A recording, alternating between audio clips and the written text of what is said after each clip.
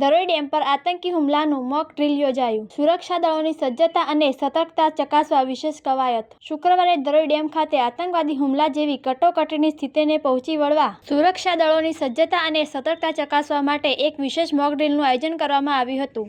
આ કવાયત સવારે 10:15 કલાકે શરૂ થઈ હતી, જેમાં સ્કોર્પિયો ગાડીમાં સવાર 2 આતંકવાદીઓએ ધરોઈ ગેટ નંબર 2 થી ઘૂસણખોરી કરી હતી. તેમણે એક સુરક્ષાકર્મીને ઘાયલ કરીને કંટ્રોલ રૂમના 3 કર્મચારીઓને બંધક બનાવ્યા હોવાનું દ્રશ્ય ઊભું કરાયું હતું. ઘટનાની જાણ થતાં સ્થાનિક police, special operation group, local crime branch અને ક્વિક રિસ્પોન્સ ટીમ સહિતનો કાફલો એમ્બ્યુલન્સ અને ફાયર ફાઇટરો સાથે તાત્કાલિક ઘટના સ્થળે પહોંચી ગયો હતો. ત્યારબાદ ચેતક કમાન્ડોના ડીવાયએસપી બી.કે. ગુંદાણી અને પીઆઈ એમ.કે. પરમારના નેતૃત્વ હેઠળ ઝીરો ક્યુઆલિટી અભિગમ સાથે ઓપરેશન હાથ ધરવામાં આવ્યું હતું. કમાન્ડોએ કુશળતાપૂર્વક આતંકવાદીઓને ઠાર કર્યા અને તમામ બંધકોને સુરક્ષિત રીતે મુક્ત કરાવ્યા હતા. મોક ડ્રીલના અંતે ડીવાયએસપી ડી.વી. ગોહિલે આતંકવાદી હુમલા જેવી કટોકટીમાં લેવાતા જરૂરી પગલાં અને સુરક્ષાના પ્રોટોકોલ વિશે વિસ્તૃત માર્ગદર્શન પૂરું પાડ્યું હતું. આ આયોજનમાં ડીવાયએસપી દિનેશસિંહ ચૌહાણ સહિત અન્ય ઉચ્ચ અધિકારીઓ પણ ઉપસ્થિત રહ્યા હતા.